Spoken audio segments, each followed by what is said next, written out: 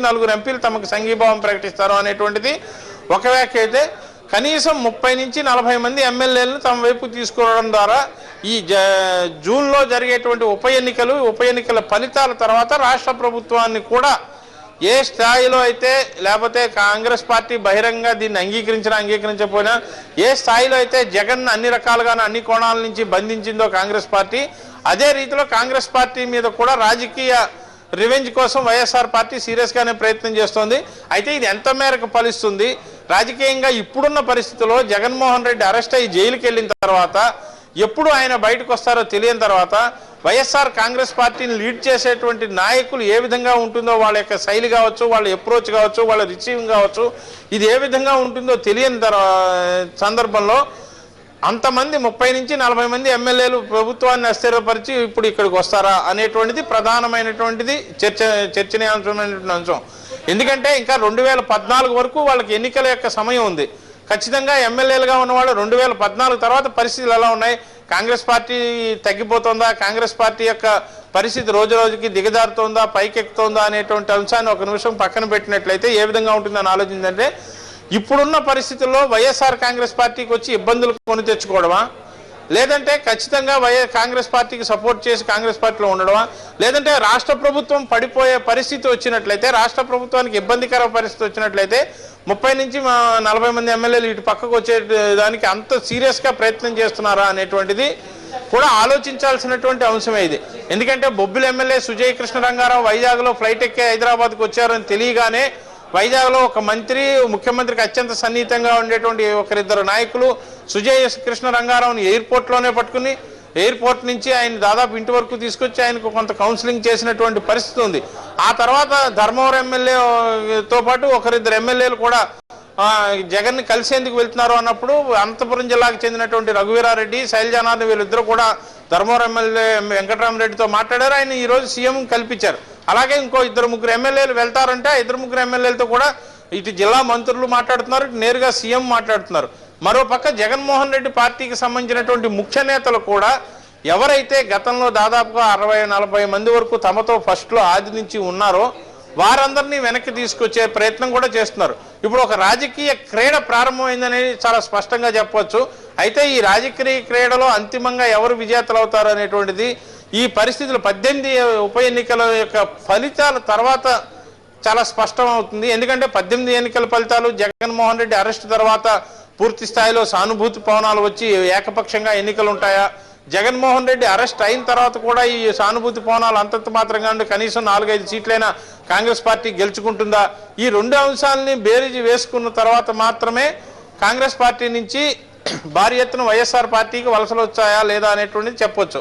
అయితే మొత్తం మీద మనకి ఇది జూన్ 12 తర్వాత ఖచ్చితంగా రాష్ట్ర రాజకీయ పరిణామాల్లో ఒక స్పష్టమైనటువంటి మార్పు చోటు చేసుకునేటువంటి అవకాశం ఉంటుంది. పరితోష్ రైట్ భాస్కర్, మీరు ఒక్క నిమిషం వేచి ఉండండి. ప్రస్తుతం దిల్కుషా వద్ద ఉన్నటువంటి క్షేత్రస్థాయి పరిస్థితిని మన ప్రతినిధి శర్మ రెడ్డి తెలుస్తున్నాం. శర్మ, అక్కడున్న తాజా పరిస్థితి ప్రకారం మనం భావిస్తున్నట్లుగానే ప్రస్తుతం చంద్రశేఖర్ ఉన్నారు అక్కడ. చంద్రశేఖర్, మనం భావిస్తున్న విధంగానే జగన్ ఈ రాత్రికి దిల్కుషా అతిథి గృహంలోనే ఉండవచ్చునా? దీనికి సంబంధించి ఏం తెలుస్తుంది? ఆయన్ని కలుసుకున్నటువంటి ఆయన కుటుంబ సభ్యులకి మరి ఎంతసేపు ఆయన కలుసుకోగలిగే వెసులుబాటు ఉంది లీగల్ గా? చంద్రశేఖర్, నా ప్రశ్న వినపడిందా? చంద్రశేఖర్, మీకు నా మాటలు వినపడుతున్నట్లయితే ఇప్పుడు ఈ మనం భావిస్తున్నట్లుగానే ఈ రాత్రికి వైఎస్ జగన్మోహన్ రెడ్డిని దిల్కుషా అతిథి గృహంలోనే ఉంచవచ్చున సిబిఐ అధికారులు? అదేవిధంగా ఆయన కలుసుకున్న ఆయన కుటుంబ సభ్యులకి మరి ఎంతసేపు ఆయనతో గడపగలిగే వెసులుబాటు ఉంది?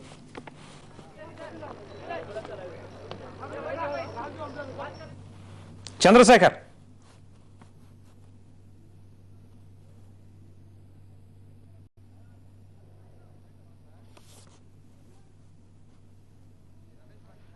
పర్తోష్, జగన్ అరెస్టును అధికారికంగా ప్రకటించడానికి ముందు దిల్కుషా నుంచి బయటికి వెళ్లిపోయిన సిబిఐ జాయింట్ డైరెక్టర్ లక్ష్మీనారాయణ కొద్ది నిమిషాల ముందే మళ్ళీ తిరిగి దిల్కుషాకు చేరుకున్నారు. కొద్దిసేపటి క్రితమే సబ్బం హరితో నేను మాట్లాడడం జరిగింది. ఏంటి జగన్ పరిస్థితి, ఇప్పుడు అరెస్టు చూపించిన తర్వాత ఇప్పుడు సిబిఐ కోర్టు ముందు న్యాయమూర్తి ముందు జగన్ హాజరుపరిచే అవకాశాలు ఉన్నాయంటే లేదు, ఈ రాత్రికి సిబిఐ ఇక్కడే ఉంచుతామని చెప్పింది. రేపు ఉదయం కోర్టుకు తీసుకెళ్తామని సబ్బం హరికి అలాగే జగన్ కుటుంబ సభ్యులకు సిబిఐ అధికారులు చెప్పినట్టుగా తెలుస్తోంది. మొత్తానికి జగన్ అరెస్టు ప్రక్రియ పూర్తి కావడంతో ఆ పార్టీ నాయకులందరూ కూడా ఒకసారిగా ఆందోళనకు గురయ్యారు. ఆ పార్టీ నేతలందరూ కూడా ఇక్కడ దిల్కుషాకు బయలుదేరారు. మైసూరారెడ్డి అలాగే రోజా తదితర నాయకులందరూ కూడా దిల్కుషాకు వచ్చి జగన్ ను పరామర్శించేందుకు ఇక్కడికి రావడానికి ప్రయత్నిస్తుంటే మధ్యలోనే పోలీసులు వాళ్ళని అడ్డుకున్నారు. వాళ్ళందరినీ కూడా ఇక్కడికి అనుమతించేది లేదని చెప్పారు. ఇక్కడ నిషేధాజ్ఞలు ఉన్నాయి, మీరు ఇక్కడికి రావడానికి వీల్లేదు, 144 సెక్షన్ అమల్లో ఉంది కాబట్టి మీరు తక్షణం ఇక్కడి నుంచి వెళ్లిపోవాలనేది పోలీసులు గట్టిగా వాళ్ళతో చెప్తున్నారు. పోలీసులతోటి ఆ నేతలు వాగ్వివాదానికి దిగుతున్నారు. మా నాయకుడిని మేము చూడాలి, మేము పరామర్శించాలి, మేము మాట్లాడాలని వాళ్ళు పట్టుబడుతున్నటువంటి పోలీసులు వాళ్ళని గట్టిగా నిరోధిస్తా ఉన్నారు. పోలీసులు మొత్తం కూడా లేక్ గృహం దగ్గర మోహరించారు. వాళ్ళని ఇటు రాకుండా చేసేదానికోసం వాళ్ళు గట్టి ప్రయత్నాలు చేస్తున్నారు. ఇక్కడ సిబిఐ అరెస్ట్ చేసిన వ్యక్తులను కూడా సిబిఐ పరామర్శించడానికి అంగీకరించదు. అరెస్ట్ అయిన తర్వాత కోర్టులో ప్రొడ్యూస్ చేసిన తర్వాత వాళ్ళ అదుపులో ఉన్నప్పుడు ఇప్పుడు ఎలాగైతే మోపిదేవి వెంకటరమణను మంత్రులు కానీ మిగతా విఐపీలు కానీ పరామర్శిస్తున్నారో అలా పర్మిషన్ తీసుకున్న వాళ్ళ మాత్రమే అవకాశం ఉంటుంది. కాబట్టి మా అదుపులో మేము అరెస్ట్ చేసిన వ్యక్తిని మాత్రం మీరెవరు పరామర్శించడానికి వీల్లేదని పోలీసు అధికారులు తేల్చి చెప్పారు. నగర జాయింట్ సిపి మహేష్ భగత్ ఇక్కడే మకాం వేసి పరిస్థితిని సమీక్షిస్తున్నారు. అలాగే సిటీలో పోలీసు బందోబస్తు గురించి కూడా అప్రమత్తం చేశారు. మొత్తం చెక్ పోస్టులన్నింటిలో కూడా అప్రమత్తంగా ఉండాలి, హై అలర్ట్ అని ప్రకటించారు. అలాగే మొత్తం పెట్రోలింగ్ రాత్రి అంతా కూడా అన్ని అనుమానాస్పద ప్రాంతాల్లో పెట్రోలింగ్ జరగాలి. అలాగే ప్రభుత్వ కార్యాలయాలు అలాగే ప్రైవేటు ఆస్తులకు సంబంధించి నష్టం కలిగించే ఏ చర్యలకు ఎవరు పాల్పడినా కూడా కఠిన చర్యలు తీసుకోవాలంటూ సెట్ కాన్ఫరెన్స్ లో అన్ని స్టేషన్లకు అన్ని సర్కిల్లో కూడా ఆదేశాలు జారీ చేశాడు. కొద్దిసేపటి క్రితమే జగన్ మామ ఈసీ గంగిరెడ్డి కూడా దిల్కుషాకు చేరుకున్నారు. ఆయన కూడా విషాద వదంతో దిల్కుషాకు వెళ్లి తన అల్లుడు జగన్మోహన్ రెడ్డిని పరామర్శిస్తా ఉన్నారు. ఆయన కూడా కుటుంబ సభ్యులతో కలిసి జగన్ తో ప్రస్తుతం ఉన్నారు. జగన్ తోటి వీళ్ళని ఎక్కువసేపు మాట్లాడించడానికి సిబిఐ అధికారులు అంగీకరించడం తెలిసింది. ఇక ఇప్పుడు JD Lakshminarayana CBI JD Lakshminarayana ఇక్కడికి వచ్చారు కాబట్టి వాళ్ళను తిప్పి వెనక్కి పంపించే అవకాశాలు ఉన్నాయి. వాళ్ళు మాట్లాడారు కాబట్టి ఇక మీరు వెళ్ళిపోవాలని పోలీసులకు చెప్పి పోలీసుల ద్వారా వాళ్ళని బయటికి పంపించే ఏర్పాట్లు కూడా జరుగుతూ ఉన్నాయి. మొత్తానికి రాష్ట్ర రాజకీయాల్లోనే జగన్ అరెస్టు తీవ్ర సంచలనం సృష్టించింది. ఎప్పుడైతే జగన్ అక్రమాస్తుల కేసును హైకోర్టు సిబిఐకి అప్పగించిందో, సిబిఐ విచారణ కోసం ఇచ్చారో అప్పుడే జగన్ అరెస్ట్ అయి తీరుతారు, అరెస్టు జరుగుతుందని అనుదాయని అందరూ కూడా భావించారు. అయితే మధ్యలో ఈ దర్యాప్తు కొంత స్లో అయిపోయింది. దాంతో ఈ కేసు అంత వేగంగా దర్యాప్తు జరగట్లేదు, దీంట్లో అరెస్టులు ఉండకపోవచ్చు అన్న ప్రచారం కూడా జరిగింది. అయితే మొత్తానికి 9 నెలల కాలంలో సిబిఐ ఒక పద్ధతి ప్రకారం వ్యూహాత్మకంగా దర్యాప్తు చేసుకుంటూ ఈ భారీ కేసు, ఇది జగన్ కేసు చూస్తే ఒక అంశంతో ముడిపడింది కాదు, అనేక అంశాలు ఈ కేసుతో ముడిపడి ఉన్నాయి. అనేక మంది వ్యక్తులు దీంట్లో ముడిపడి ఉన్నారు. ఈ కేసును ఛేదించడానికి సిబిఐ తక్కువ సమయం తీసుకున్నట్టుగానే పోలీసు అధికారులు చెబుతా ఉన్నారు. 9 నెలల కాలం అంటే భారీ సమయం కాదు, ఇది తక్కువ సమయం. ఈ తక్కువ సమయంలో కూడా సిబిఐ అన్ని ఆధారాలను ముందు సేకరించి పెట్టుకొని డాక్యుమెంట్స్ ఎవిడెన్స్ దగ్గర పెట్టుకొని మిగతా అరెస్టుల పర్వానికి ఇప్పుడు తెరలేపింది. A1 గా ఉన్న జగన్మోహన్ రెడ్డి అరెస్ట్ చేయడంతో ఇప్పుడు వరకు ఈ కేసులో జగన్మోహన్ రెడ్డి, విజయసాయి రెడ్డి, నిమ్మగడ్డ ప్రసాద్, బ్రహ్మానంద రెడ్డి అలాగే మోపిదేవి వెంకటరమణ ఈ 5గురు అరెస్టు ఇప్పటి వరకు ఈ కేసులో జరిగాయి. ఇంకా మిగతా కొంతమంది మంత్రుల మీద దీంట్లో ఆరోపణలు ఉన్నాయి. అలాగే IASలు మీద ఆరోపణలు ఉన్నాయి. అలాగే కొంతమంది పారిశ్రామికవేత్తల మీద కూడా ఆరోపణలు ఉండటంతో ఇప్పుడు వాళ్ళ పరిస్థితి ఏమిటనేది కూడా చర్చ జరుగుతుంది. మొత్తం ఎవరైతే ఈ కేసులో ఉన్నారో వాళ్ళందరూ అరెస్ట్ తథ్యం వాటికి కొద్ది రోజుల్లోనే ముహూర్తం ఖరారు చేసుకుంటుంది సిబిఐ. జగన్ అరెస్ట్ తోటి ఇక మొత్తం పరిస్థితి అంతా కూడా పూర్తిగా ఈ కేసులో ఫైనల్ చేసే దిశగా కూడా సిబిఐ ముందుకు వెళ్తుంది. ఇప్పటివరకు 3 ఛార్జ్ షీట్లు వేసింది. ఇక మిగతా ఛార్జ్ షీట్లను కూడా వేగంగా వేసేదానికోసం సిబిఐ ఏర్పాటు చేసుకుంటుంది.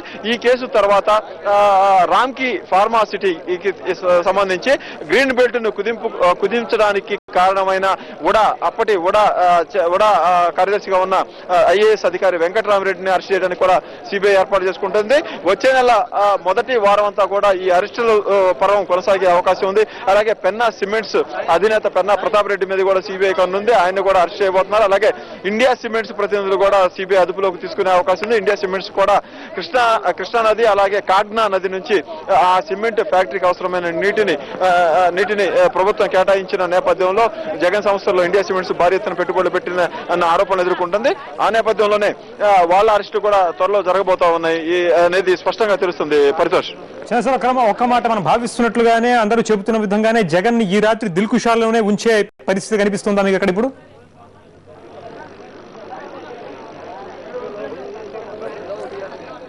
చంద్రశేఖర్, దిల్కుషా అతిథి గృహంలోనే ఈ రాత్రి జగన్ నుంచి అవకాశాలు ఎలా ఉన్నాయి? రైట్, ఒకసారి చంద్రశేఖర్ మళ్ళీ మాట్లాడదాం. ఒకసారి మా బ్యూరో చీఫ్ భాస్కర్ గారితో మాట్లాడదాం. భాస్కర్ ఇందా మాట్లాడుతున్న విధంగా ఇప్పుడు సరే మరిన్ని అరెస్టులు ఉండే అవకాశాలు కూడా ఉన్నాయి. ఏ1 నిందితుడిగా ఉన్న జగన్మోహన్ రెడ్డిని అరెస్ట్ చేసిన తర్వాత ఇక మరిన్ని అరెస్టులు ఉండే అవకాశాలను అక్కడ చంద్రశేఖర్ చెబుతూ ఉండడం మీరు చూశారు. సిబిఐ ఎందుకు తగిన ఏర్పాటు చేసుకుంటుందని చెప్పడం జరుగుతుంది. ఈ పరిణామాలు దీనికి తోడు వైఎస్ జగన్మోహన్ రెడ్డి అరెస్టుకు సంబంధించి ఇప్పుడు రాష్ట్ర ప్రభుత్వంలో అత్యున్నత వర్గాల వద్ద ఎటువంటి స్పందన ఉంది? దీనికి సంబంధించి ఇప్పుడు ఈ అరెస్టు తర్వాత ఇప్పటికే మోపిదేవ్ అరెస్ట్ అయ్యారు. మరొకరిద్దరు మంత్రుల జోలికి కూడా సిబిఐ వెళ్లే అవకాశాలు లేకపోలేదు అని అంటున్న క్రమంలో మరి ప్రభుత్వంలో ఎటువంటి కథలికలు ఉన్నాయి? దీనికి సంబంధించి వాళ్ళు ఎవరైనా ముందుకు వచ్చి మాట్లాడే పరిస్థితి కూడా ఇవాళ రేపు కనిపిస్తుందా మీకు? అంటే ప్రతేష్, ఈ మంత్రి మోపిదేవ్ అరెస్టు తర్వాత కొంత కాంగ్రెస్ పార్టీలో కావచ్చు, ప్రభుత్వంలో కావచ్చు, ఒక తీవ్రమైనటువంటి ఈ మంత్రుల్లో ఉన్నటువంటి కొంతమంది మంత్రుల్లో కావచ్చు ఒక తీవ్రమైనటువంటి అభిప్రాయం వచ్చింది. అసలు సిబిఐ దర్యాప్తు ఏ విధంగా జరుగుతోంది, కేసులో ఎవరిని మనం ఇన్వాల్వ్ చేయదలుచుకున్నాం, ఎవరు ఇందులో పావులుగా వస్తున్నారు, మంత్రి మోపిదేవిని ఏ విధంగా అరెస్ట్ చేస్తారు అనేటువంటిది. ఇది సిబిఐ దర్యాప్తులోకి ఎప్పుడైతే కాంగ్రెస్ పార్టీ కానీ లేకపోతే ప్రభుత్వంలో ఉండేటువంటి మంత్రులు కానీ వెళ్ళిపోయారో పూర్తి స్థాయిలో, అసలు వాళ్ళ ప్రధాన టార్గెట్ జగన్మోహన్ రెడ్డి కేసుకు సంబంధించినటువంటిది. అయితే ఈ కేసు నెమ్మదిగా సైడ్ ట్రాక్ పెట్టి చివరికి కాంగ్రెస్ పార్టీకే వస్తుంది అనేటువంటి ఒక భయం కాంగ్రెస్ నాయకుల్లో వచ్చింది. చాలా మంది నాయకులు ఓపెన్ గానే చెప్పారు. మోపిదేవి వెంకటరమణ అరెస్ట్ అయిన తర్వాత ముఖ్యమంత్రి అందుబాటులో ఉన్నటువంటి మంత్రుల సమావేశాన్ని నిర్వహించిన సందర్భంలో చాలా మంది మంత్రులు మొహమాటం లేకుండా చెప్పారు. అసలు ఈ వ్యవస్థలో ప్రధానంగా సిబిఐ దర్యాప్తు సాగుతున్న తీరు ఇది కాంగ్రెస్ టార్గెట్ గా జరుగుతోందా లేకపోతే ప్రభుత్వంలో ఉన్నటువంటి మంత్రులను టార్గెట్ గా చేసుకుని జరుగుతోందా అనేటువంటిది ప్రశ్న నేరుగానే వీళ్ళు సంధించినటువంటి పరిస్థితి. ఆ తర్వాత చాలా ఇబ్బందికరమైన, అది కూడా ఒక బలహీన వర్గాలకు చెందినటువంటి నేతగా పేరు పొందినటువంటి వెంకటరమణ అరెస్టు కొంత ఇబ్బందికరమైన పరిస్థితి వచ్చింది కాంగ్రెస్ పార్టీకి కానీ ప్రభుత్వానికి కానీ. దీని నుంచి తీవ్రంగా ఒత్తిళ్లు వచ్చాయి. ముఖ్యమంత్రితో మంత్రులు నేరుగా వెళ్ళి మాట్లాడారు, పిసిసి అధ్యక్షుడితో మాట్లాడారు. ఈ పరిణామాలు ఎటుపోతూ ఉన్నాయి, అసలు మనం ఎవరిని టార్గెట్ చేసుకుని ఈ అంశం మీద కోర్టులో కేసు దాఖలు చేశాం, ఆ టార్గెట్ ఎటు వెళ్తోంది, చివరికి మనకెందుకు చుట్టుకునే పరిస్థితి వచ్చింది అనేటువంటిది. అయినప్పటికీ కూడా ఈ కేసులో అత్యంత కీలకమైనటువంటిది 28 జీవోలు జారీకి సంబంధించి సుప్రీంకోర్టులో ఒక పిటిషన్ పెండింగ్ లో ఉంది. ఈ పిటిషన్ లో ఒక 6 మంత్రులు 8 మంది ఐఏఎస్ ఆఫీసర్లకు దాదాపు 13 మందికి సుప్రీంకోర్టు నోటీసులు జారీ చేసింది, సమన్లు జారీ చేసింది, వివరణ ఇమ్మని. ఈ మంత్రులు అయితే సుప్రీంకోర్టు నోటీసు అందుకున్నటువంటి మంత్రుల్లో ఏకైక వ్యక్తి అరెస్ట్ అయినటువంటి వ్యక్తి మోపిదేవి రమణ. అయితే ఇప్పుడు మిగతా మంత్రులకు కూడా ఈ పరిస్థితి ఉంటుందా ఉండదా? పైకి ముఖ్యమంత్రితో సమావేశం తర్వాత పరిస్థితులు పరిణామాలు చక్కబడతాయి, ఇక మన వైపుకు రాదు, మంత్రుల వైపు రాదు అని అనుకుంటున్నప్పటికీ కూడా సిబిఐ దర్యాప్తు జరుగుతున్నటువంటి తీరు మాత్రం వాళ్ళకి లోపల ఒక ఆందోళనకరమైనటువంటి పరిస్థితి ఉంది. హోంమంత్రిగా ఉన్నటువంటి సబితా ఇంద్రారెడ్డి కేటాయించినటువంటి గనులకు సంబంధించి పెన్నార్ సిమెంట్ కానీ, రఘురామ్ సిమెంట్ కానీ, ఇతర సిమెంట్ కంపెనీలకు సంబంధించి ఆమె కేటాయించిన గనులకు సంబంధించి కానీ, అదేవిధంగా అప్పట్లో ఇండస్ట్రీస్ మినిస్టర్గా ఉన్నటువంటి కన్నా లక్ష్మీనారాయణ కానీ, ఈ గీతారెడ్డి కానీ, వీళ్ళిరువురు కూడా. అదేవిధంగా అప్పట్లో జలయజ్ఞం అత్యంత కీలకమైనది. సిబిఐ తన ఛార్జ్ షీట్లో పేర్కొన్నటువంటి అంశాల్లో కూడా ఇది కూడా కీలకమైనటువంటి అంశం. ఏంటంటే జలయజ్ఞం పనులు చేయడం ద్వారా, జలయజ్ఞం కాంట్రాక్టులు మంజూరు చేయించడం ద్వారా క్విట్ ప్రోకో జరిగింది అనేటువంటిది సిబిఐ తన కోర్టుకు సమర్పించినటువంటి ఆరంభంలో సమర్పించినటువంటి ఛార్జ్షీట్లో పేర్కొంది. కాబట్టి అప్పట్లో భారీ నీటిపారుదల శాఖ మంత్రిగా ఉన్నటువంటి పొన్నాల లక్ష్మయ్య కూడా ఇది ఉంటుంది. ఈ ఖచ్చితంగా ఆయన కూడా విచారించాల్సినటువంటి పరిస్థితి వస్తుంది. అయితే దీంతో పాటు అత్యంత కీలకమైనటువంటిది రెవెన్యూ శాఖ మంత్రిగా ఉన్నటువంటి ధర్మాన ప్రసాదరావు రెవెన్యూ శాఖ మంత్రిగా ఉంటూ కూడా భూముల కేటాయింపులు అనొచ్చు, లేకపోతే భూముల కేటాయింపులు ఎగ్జంప్షన్ అనొచ్చు, అసైన్డ్ ల్యాండ్స్ ఇవ్వడం, వ్యాన్పిక్ లాంటి సంస్థలకు అసైన్డ్ ల్యాండ్స్ కట్టబెట్టడానికి సంబంధించినటువంటి ఫైళ్లు కావచ్చు, లేదంటే స్టాంప్ డ్యూటీ మినహాయింపు కావచ్చు. ఈ అంశాలన్నింటినీ కూడా ఆయన పరిధిలో ఉన్నాయి. ఆయన్ని కూడా కోర్టు ఇప్పటికే విచారించింది. సబితా ఇంద్రారెడ్డిని విచారించింది, మోపిదేవి వెంకటరమణని విచారించిన తర్వాత ఆయన అరెస్ట్ చేసింది. అయితే ఇతర ఆరోపణలు ఉన్నప్పుడు కన్నా లక్ష్మీనారాయణ కానీ, గీతారెడ్డి కానీ వీరిద్దరిని కూడా ఇంకా విచారించాల్సినటువంటి పరిస్థితి ఉంది. అయితే విచారించిన తర్వాత ఇప్పటికి 3 ఛార్జ్ షీట్లు దాఖలయ్యాయి. 3 ఛార్జ్ షీట్ల తర్వాత జగన్మోహన్ రెడ్డిని అరెస్ట్ చేశారు.